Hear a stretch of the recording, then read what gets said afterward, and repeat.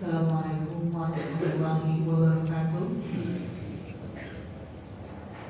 Marilah kita buka kultum pagi ini dengan membaca doa sehingga istighfar. Allahumma anta rabbi la ilaha illa anta khalaqtani wa ana abduka wa ana abduka wa anika nasta'in.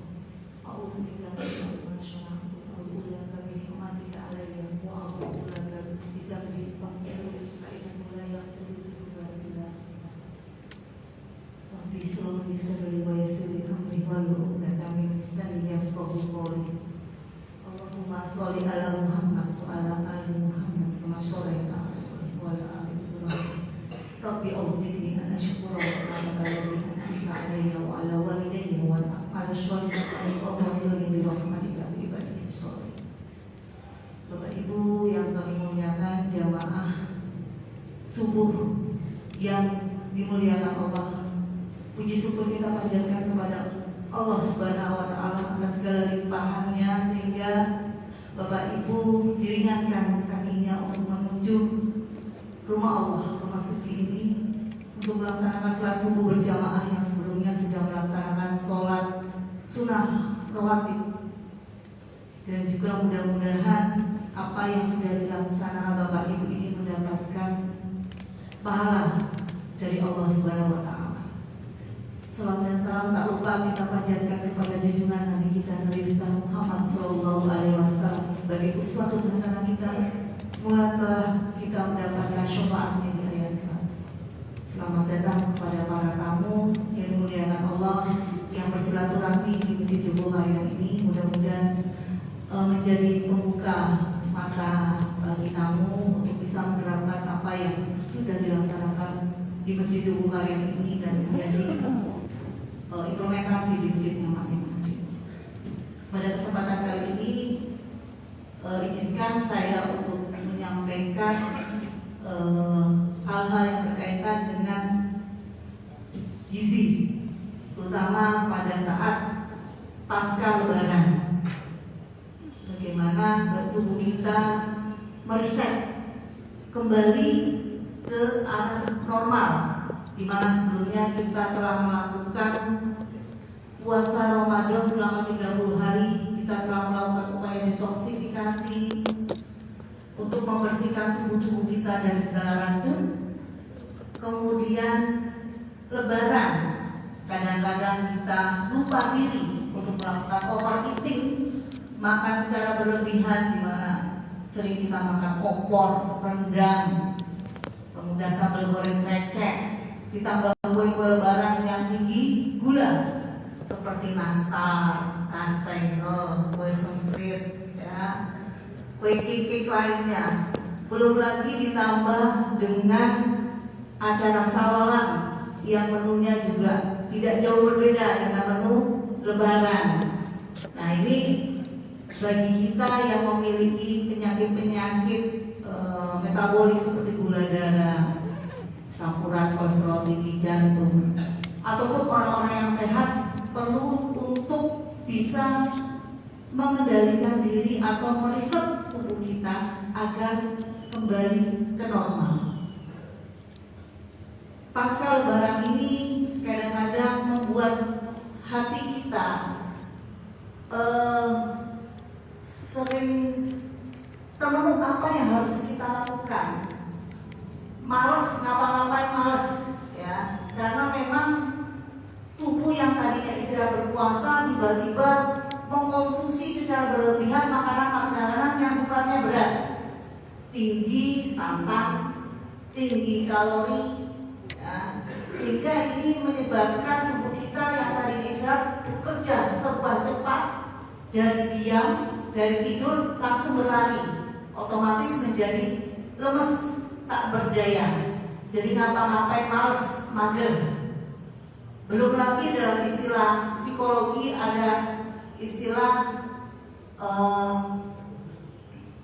post festivity syndrome, di mana kita merasakan bahagia yang luar biasa saat Lebaran, bertemu dengan saudara sanak famili kita, bahagia ketemu teman-teman, reuni, sawalan, ketemu terang. Tiba-tiba dalam waktu sekejap ditinggal oleh keluarga sanak famili kita, sehingga otak yang tadinya sangat bahagia drastis tiba-tiba bekerjanya menurun, sehingga malas ngapa-ngapain, kosong pandangan kita, gak tahu harus berbuat apa.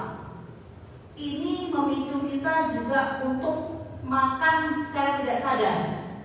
Jadi malas ngapa-ngapain, mager, bingung, tapi dunia tetap jalan. Nah ini yang berbahaya. Jadi otak kita lagi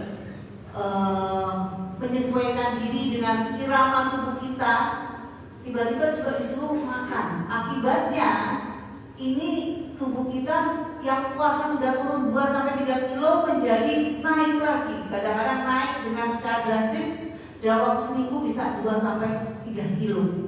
Sehingga kita membutuhkan upaya mereset, mereset tubuh kita. Beberapa ahli menyampaikan dalam 3 hari kita bisa meriset kembali tubuh kita. Caranya adalah 1, kita mengoptimalkan konsumsi banyak protein dan serat. Kurangi yang bersifat kalori, karbohidrat. Jadi pertama misalnya konsumsi protein itu kan ada di telur, daging, ikan, sayuran. Nanti bisa bayam, kemudian wortel atau buah. Istilahnya kemarin kalau kita makan yang gampang, steak Solo misalnya, itu kan sudah ada telur 1, kemudian ada gelatin, ada buncis, ada wortel. Nah itu sudah mewakili. Nah itu kalau kita konsumsi di hari pertama, mengoptimalkan protein, mengoptimalkan serat, ini insya Allah bisa menekan nafsu makan. Jadi dengan konsumsi sarapan 2 butir telur ditambah sayur atau buah, ini akan mengurangi 30% porsi makan saat siang hari. Jadi kalau kita pagi misalnya sarapannya nasi dengan protein dengan sayur, ketika siang hari itu porsinya akan tetap. Tetapi kalau kita konsumsi ketika sarapan banyak unsur tanpa nasi, misalnya protein telur 2 dengan sayur, misalnya tadi kayak steak Solo atau telur 2 butir tambah kita makan sayur bayam misalnya. Nah nanti dimakan siang ini porsi kita 30% turun. Karena apa?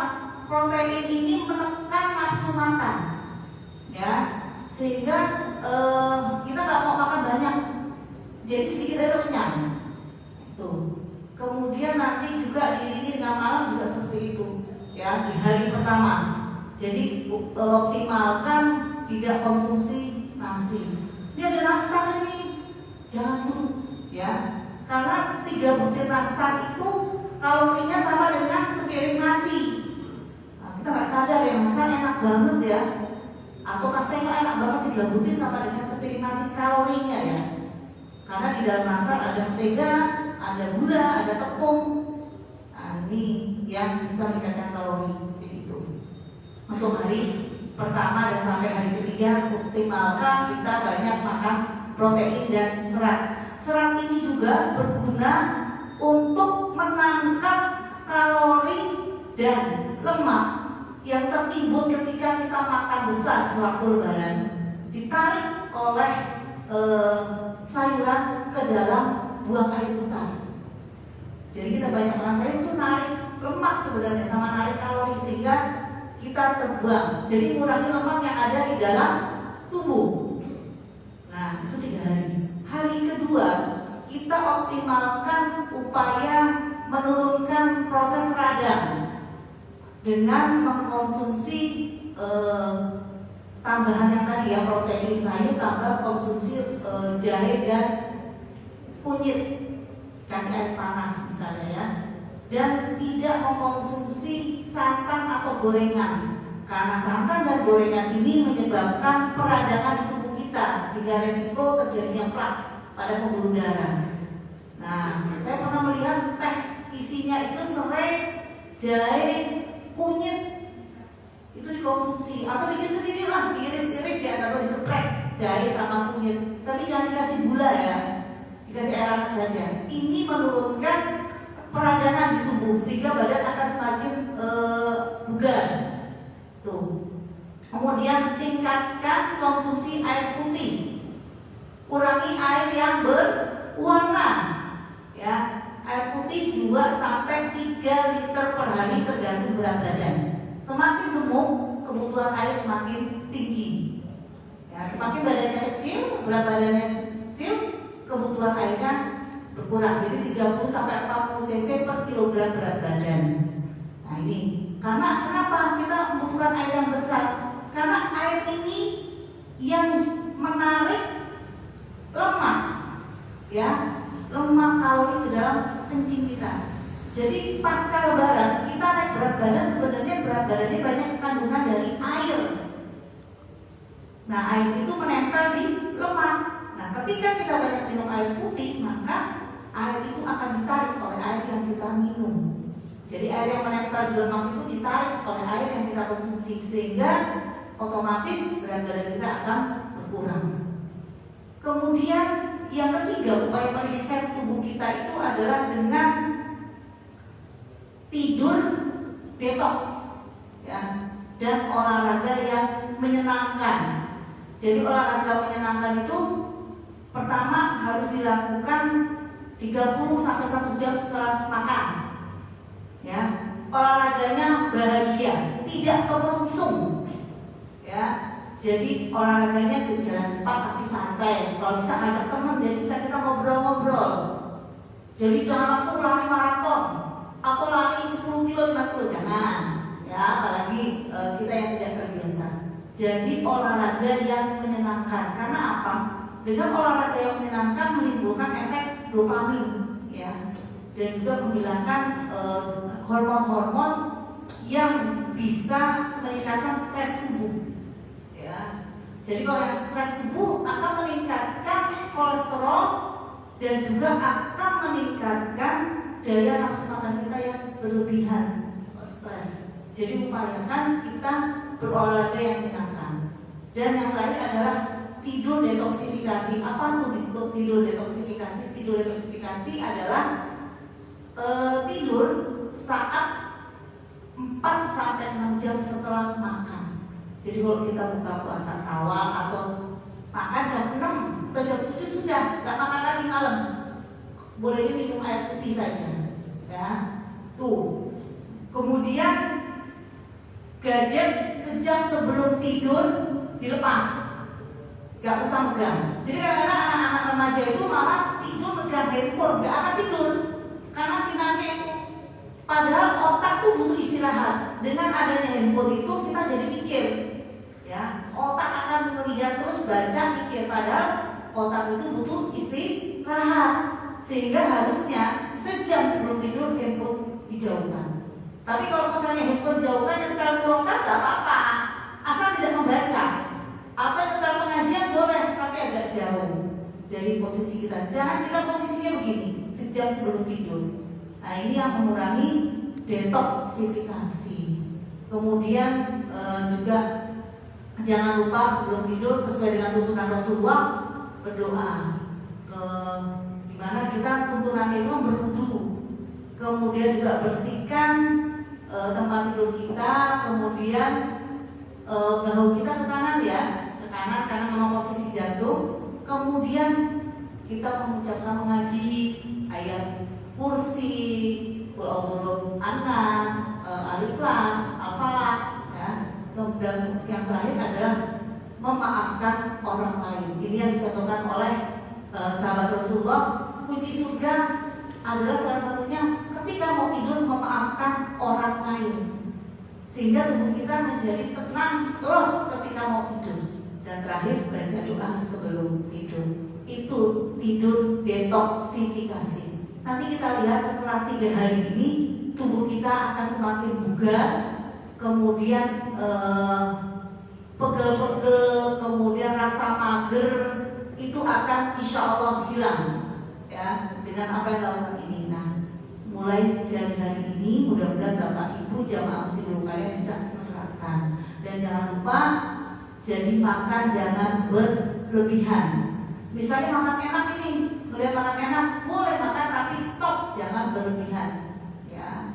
Enak itu jadi orang senang terus. Nah ini kendalikan. Dan juga jangan lupa kalau ada puasa monggo manfaatkan saum Syawal ini untuk supaya kesat diri dan upaya detoksifikasi untuk mengembalikan tubuh kita menjadi lebih sehat dan lebih bugar. Mudah-mudahan apa yang disampaikan dalam kutung pagi ini yang singkat bisa diterapkan oleh Bapak Ibu sehingga tubuh kalian akan semakin sehat. Dimulai dari masjid ini kita hidup sehat agar kita bisa produktivitas. Alhamdulillah pada takutan bahwa kebenaran itu datangnya dari Allah dan kesalahan datang dari diri saya sendiri. Kita akhiri dengan surat Al-Asr. Wal asri innal insana lafi khusr illa alladziina aamanu wa 'amilus sholihati wa tawassaw bil haqqi wa tawassaw bis sabr. Saya akhiri bila itu. Assalamualaikum warahmatullahi wabarakatuh.